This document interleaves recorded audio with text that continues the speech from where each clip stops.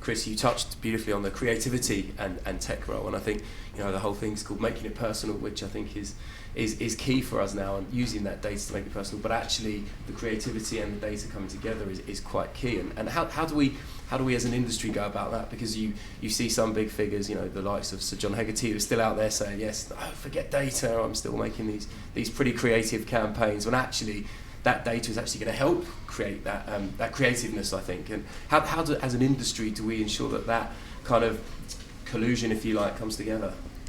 I was going to hand off to one of you two, to be honest with you. I think both of you are in a better position to talk about that than I am, really. So I was going to say that I think actually initially that programmatic has destroyed creative to some extent.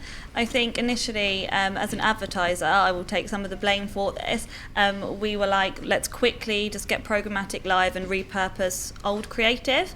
But actually now, with all of the data that we have access to, we have the opportunity to actually target the right consumer at the right time, in the right place, at the right price. Like, we have to get the creative right, and I don't think necessarily we've done that in the past, which is why I think there's been more and more people downloading ad blockers, because the creative they're seeing is just not relevant to them. But we actually do have the tools to be able to do that. So I think what we need to do is start investing more in dynamic creative and start actually looking at what data sets and what variables we can actually use to deliver better and more relevant creative. And additionally, I think we need to diversify into different creative formats as well. So I think there's a massive role for native to play, and where we can access native formats programmatically as well and make it more relevant to users. And I think also there's a massive role for more engaging and bespoke formats in programmatic as well that we didn't necessarily have access to before. So I think we have all the right tools that we need. I just think there's still an educational piece there that we need to put into play to understand how we can actually deliver really relevant creative.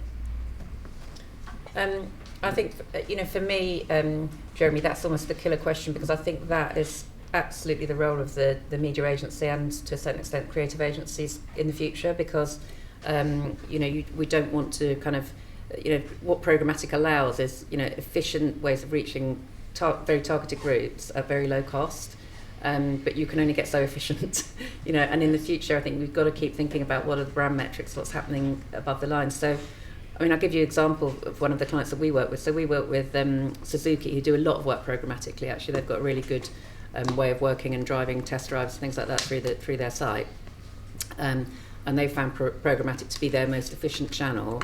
And then we've also, at the other end of the spectrum, we've just done a huge deal with ITV for Suzuki with Ant and Dec, which is going to be a huge content deal.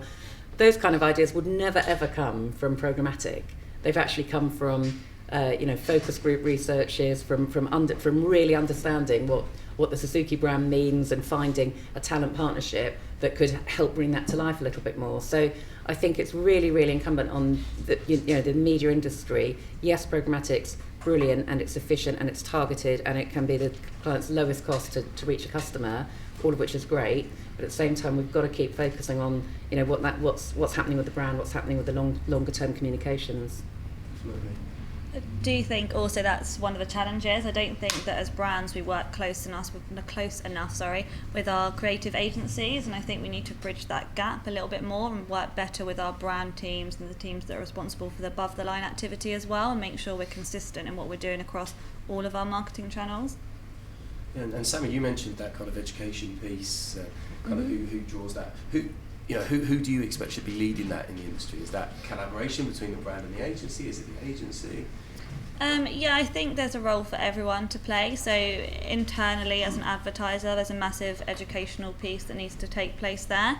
So there's a lot of education that needs to take place internally to get buy-in from more senior stakeholders to be able to invest more in programmatic. But then also I think there's a massive role for education from both agencies and partners.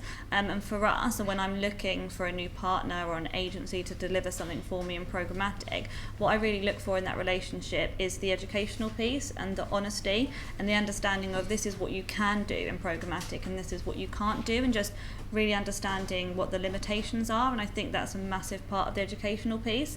And I think how that's changed is that in the past, a lot of agencies and partners used to just say, you can do this, you can do that, look at all these amazing things we can do. And then when you came to actually do it, you realised there were some limitations. So I think that actually that's a massive part of the educational side of it. And part of that kind of working out what you can and can't do, how effective has programmatic been for you guys in the last 12 months? So I've only been at TUI for 6 months, so I'll take experience from both that role and the previous role before. It has worked really well for us in both the performance and the branding side of things. I do think one of the biggest challenges, I'm sure we'll come into this later on, is still around attribution and understanding how our campaigns are actually performing. But we've seen just a few examples, really great performance in terms of dynamic creative over at TUI. So using different data sets, whether it is weather data, contextual data, first party data, we see a lot of strong performance off the back of some of those types of strategies. And Jenny, are you seeing the results coming in for the clients that you're working with that have gone across the programmatic? And have they kind of been astounded, or has it been a case of actually you've driven potentially a client into a particular area and they've gone, wow, actually we didn't know we could do such a thing? I think in general, with programmatic is delivering better results than traditional ways of buying digital inventory. But I think what's also interesting is how it's led to some of the insights that we've got from working programmatically that you just couldn't have got from anywhere else. So I'll just throw out another example, which is again Suzuki. So we were looking at some various data sets of who was responding to a specific car. I can't remember which one of their cars. I'm afraid to say one of their cars was responding particularly well and had a really high correlation against pet ownership. So we went back to the client and said, this might be weird, but this is really over-indexing and we think there's something here. And of course they start looking at it, well actually it's got a really big boot and it's obviously dog ownership. So suddenly they start to think about, well, is that an opportunity? Should we be targeting people with dogs? And things like that deliver a great return, and you just couldn't get that from the old type of of communication. Absolutely, and interestingly, Sammy, you touched on the challenges for programmatic. I suppose some of the key challenges are obviously attribution. You mentioned there, we're getting those key measurements right. The other big issue is obviously transparency. We see how transparency plays out, and I suppose as an industry, from a tech perspective, an agency perspective, and a client perspective, how do we get that transparency, and what do you expect as a brand in terms of the level of transparency, I suppose? So as an advertiser, I like partners and agencies to be as transparent as possible. So I used to work at Amnet, which is Aegis Media's trading desk, so I know the level of insight that you can get from a demand-side platform.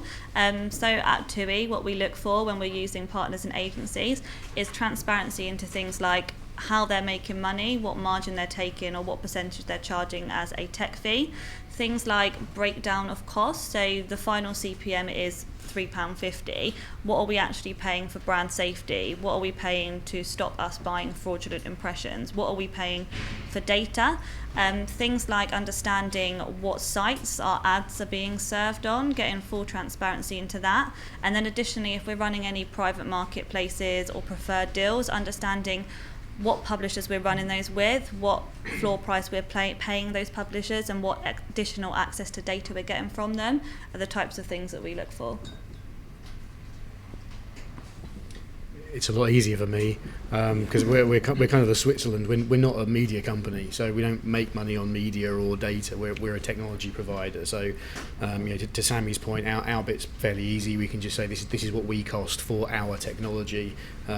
If you want our people to run the technology, obviously we'll make another transparent fee and say it'll cost you this much for the people to do it. But if you want the keys and you drive, it's nice and easy. And also, Sammy says, as far as the platform is concerned, all of the raw costs are broken out. So viewability, fraud, floor CPMs, PMPs, they're all direct costs through the platform. I think, what we're seeing as a technology partner, being in these kind of three-way relationships with brands and agencies, is there's a variety of models still there. There are non-transparent bundled models that still exist between some agencies and some clients. There are, typically the larger advertisers, again, the ones that have an awful lot to gain or lose by the odd percentage point in either direction, are the ones that are probably insisting contractually on greater visibility right the way through to the raw publisher costs and the entire ecosystem up from there. but that has ramifications for the relationship between the commercial relationship between the agency and the brand, because the way that, I don't want to get into too much of a contentious subject, bearing in mind who I'm sat with right now, but traditionally the mechanism of making money for an agency is one where there's an element of arbitrage and markup on media as a percentage of the spend.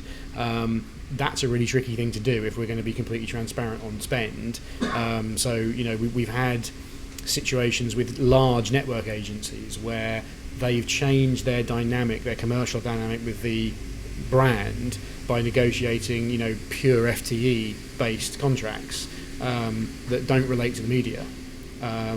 It's a bold move. Is it right for every advertiser? Maybe not.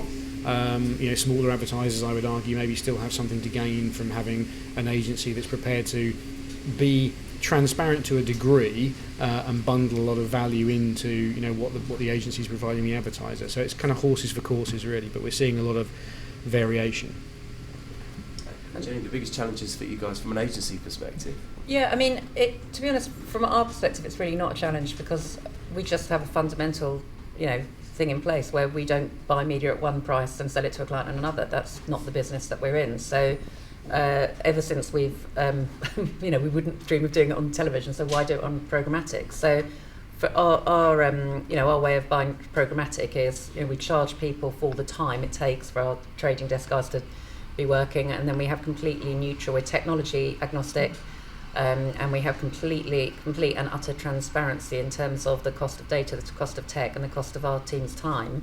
And if we buy an impression for 2p, we'll sell it for 2p. It's not, we don't believe in that whole thing about marking up and trying to sell at a different price than you're buying for. We're not a retailer, we're an agency, and we pride ourselves in giving consultancy and best advice to advertisers. So I don't really understand how you can do both and then try and funnel things through the trading desk because you're able to mark up the media cost. It makes no logical sense to me. So we don't play that game. That's good to hear. It's very good to hear.